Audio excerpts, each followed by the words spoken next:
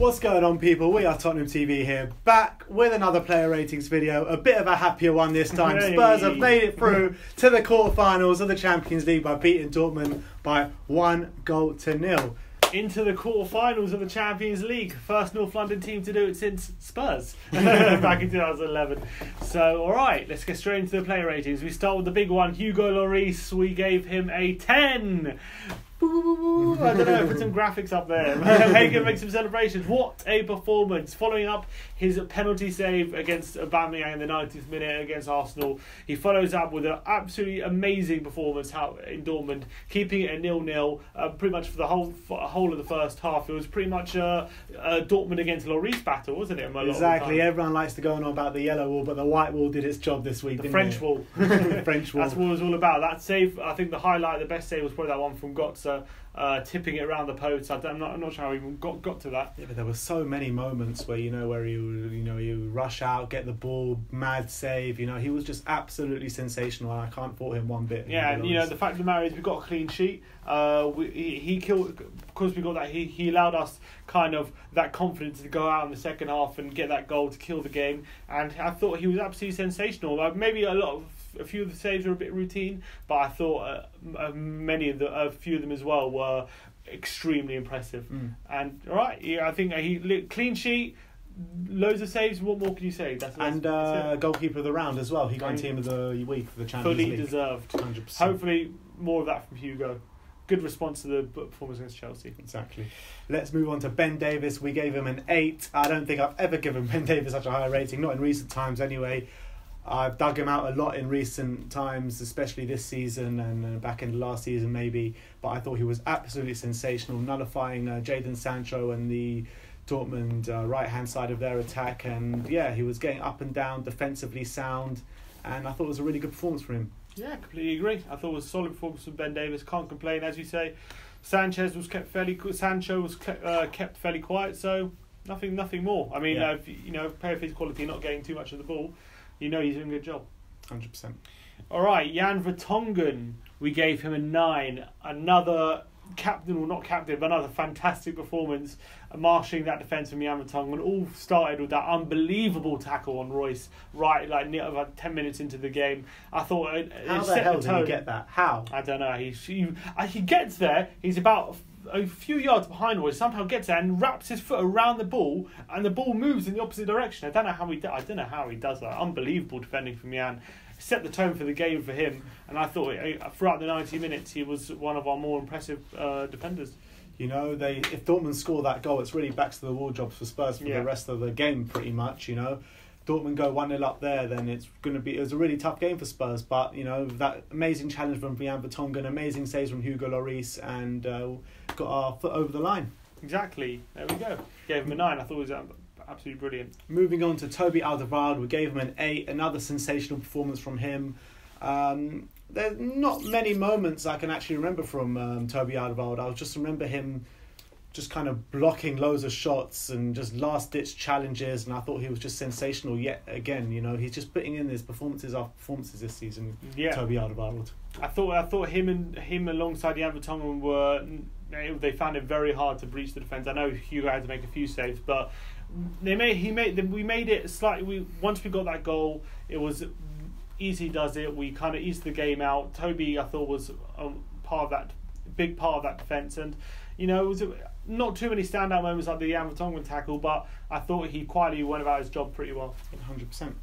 All right, Davinson Sanchez, we gave him a 7. Also, very, very competent display. Maybe a couple of times. It was a really good defensive display from Spurs, wasn't it? It was. We were very good defensively. Maybe, but Sanchez maybe got caught out once or twice. But other than that, he was pretty sound. I know a few of the chances I thought came down his side, but I mean, I thought the clear-cut chances Dortmund had, they had about 3 of them quite early on, and I think he was probably at fault for all 3. I thought after that he kind of grew into the game and became a really strong part of our side.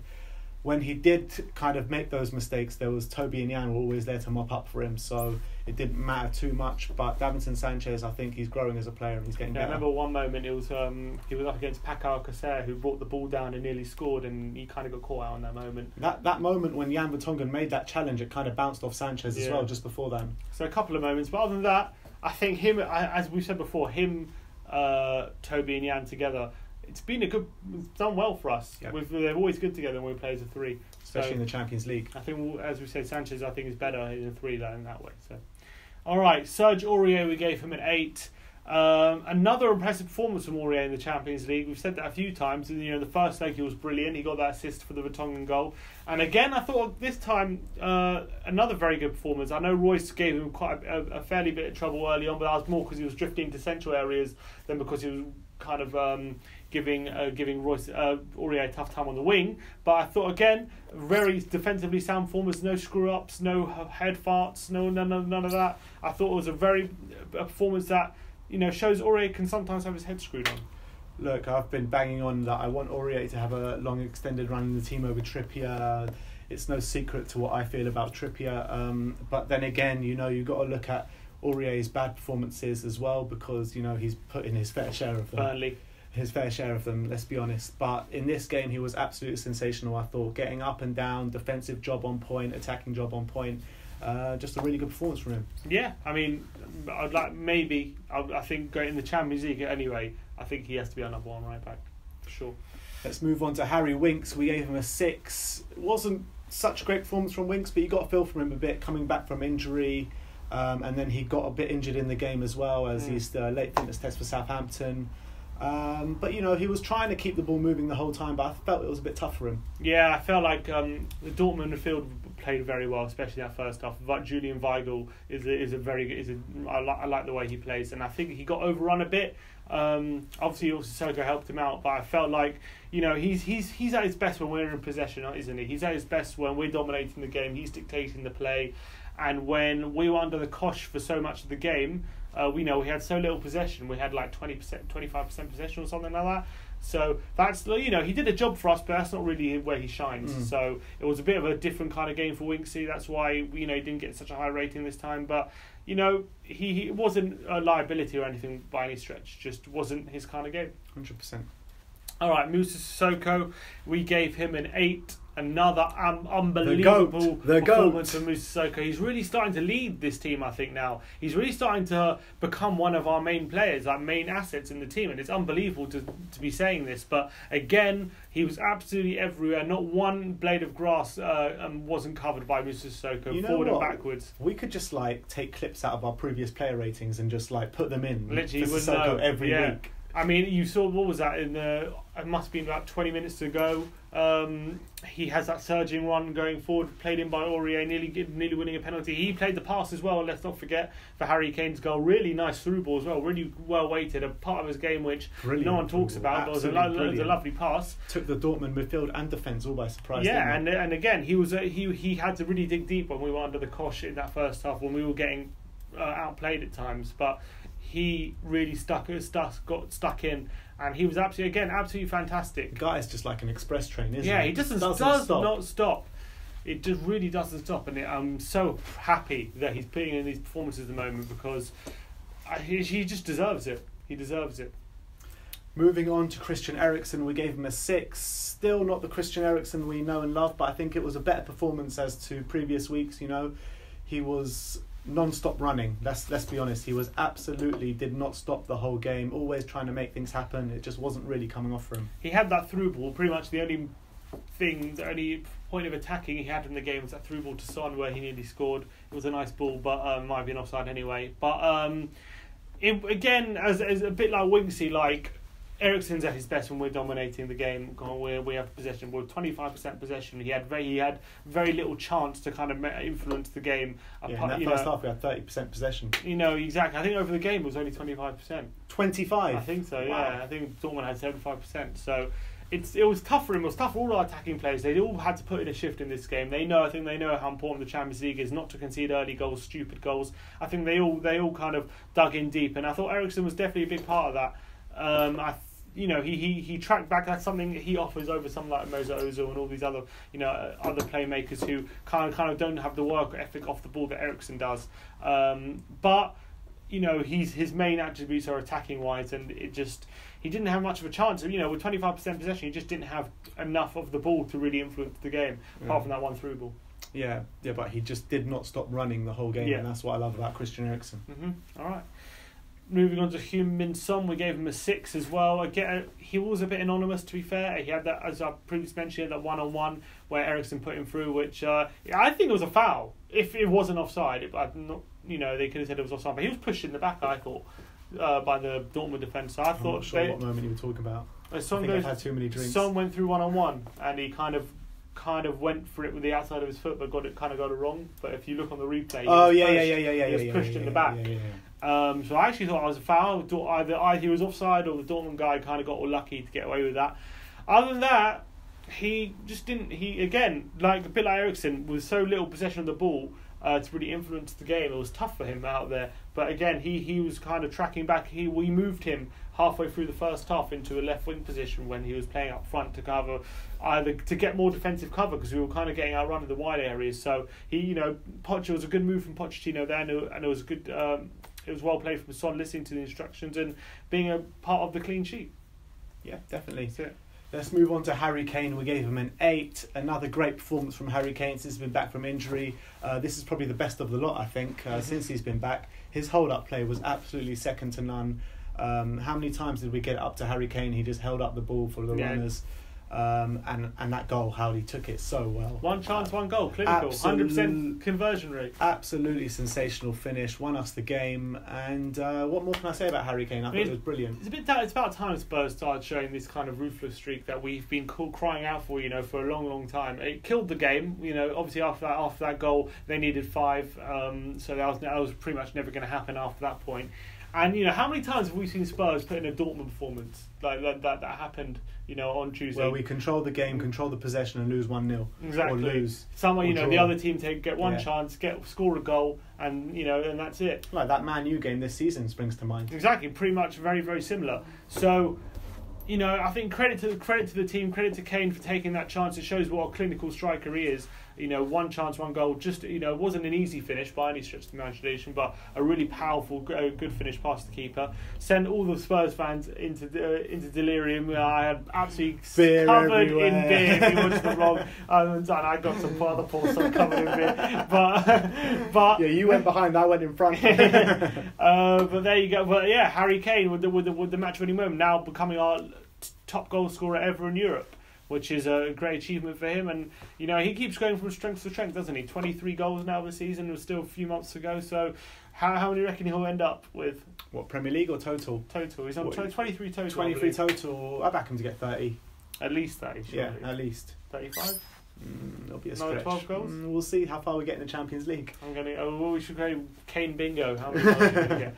We'll see. All right. Pochettino, give him an 8. Yeah, an 8.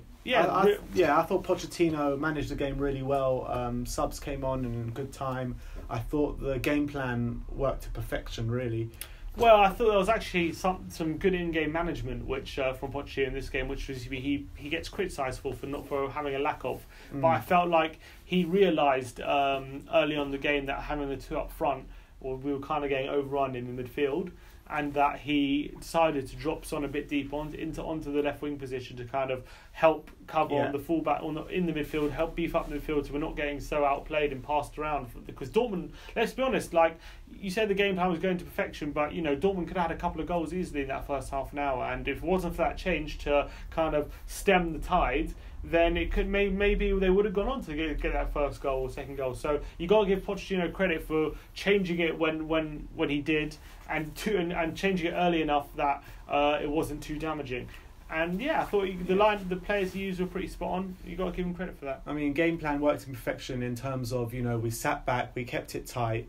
We didn't concede that early goal, which we kind of cry out for every Champions League game since, because it's happened so many times that we go into these Champions League games and we concede early on, like straight away in the first 5 minutes, then we're chasing a game. We couldn't afford to do that this game. We kept it tight. Defence was on point. I think the defensive shape was just amazing. The back 5, all of them were all sensational. And it's a good move to go 5 at the back in this game. 100%, and we got that goal, and then that was game over from there. Yeah, I'm not sure if his plan was to sit deep or it just ended up that happening like that because Dortmund were just playing so well, so it kind of forced us back. either way, at least either way it's positive, because if we did get forced back, it just means this team is adaptable and it can adapt to situations. And if it was a game plan, then fair play to Pochettino for enforcing that, because it was definitely the way to go. I think just hit them on the counter and try and make a goal from somewhere and make it difficult for them to score. And that's exactly what we did. So into the quarterfinals we go. Honestly, we shouldn't fear anyone. Yeah, and Arsenal lost 3-1 to Rennes tonight. So. Exactly, that shows the levels. Exactly. The levels. They could then go battling out there next week, try and see if they can get into the quarterfinal of their Europa League. It's going to be an uphill struggle for them. Well, we can sit back, already in the cause of the Champions League for now. So, who do you want to draw? I think it's the obvious one, Ajax. Yeah, everyone wants Ajax, not just because the connection of the team, the connection of the fans, the likelihood of going through, the location. And maybe Daniel Levy can make a deal for one of their players as well. Exactly, maybe but they're brilliant, Ajax. Cancel the deal really for Frank de Jong and get him in. Would you take Dusan Tadic at Spurs? What, to replace Eriksen? No. I wouldn't have him to replace He has been absolutely sensational in the Dutch league. Well, did you see him against Real Madrid? I did. Fair play. No, it's a good point. He absolutely destroyed Madrid, but I think there says more about Madrid than it does about Tadic. But you know what? Credit where credit's due. I didn't think Tadic had it in him to be the absolute goal and assist machine that he's been. He always used to be like, 10 assists a season was a good season for him, but he's getting 20 goals, 26 goals and assists a season. You talk about it's only the Dutch league, but look how many players we've signed from the Dutch league. You're talking about Davinson Sanchez, Christian Eriksen, Jan Vertonghen, Toby Alderweireld. I know Toby Alderweireld didn't come from the Dutch league, but that's where he learnt his trade. But Tadic is now 30. That's also a fair point. So I don't know. We'll take Donny van den Beek then. And we've seen him in the Premier League. He wasn't bad, but didn't set the world alight, did he? So, but maybe under Poch, under a new regime, in a better side, he can shine. Maybe. Look, he's not a bad player. I just wouldn't. I would like to think he would get a higher caliber of player to replace Eriksen. I wouldn't go for Tadic. Fair enough. All right. Well, those are player ratings. Let us know what you think in the comments below. Let us know who your man of the match was. Let us know what you thought of our ratings. And obviously, tune in for our content surrounding the Southampton game. That's going to be coming out over the weekend. We're going to be vlogging. We're going to be... we'll see after the game. Maybe we'll get some fans, or we'll do player ratings after the game. I think we're going to be with Expressions. Is he going to come up with us? We'll be with Expressions. I'm not sure. Actually, I don't know. No, he is coming. He is definitely coming. All right. And as always, come on, Spurs.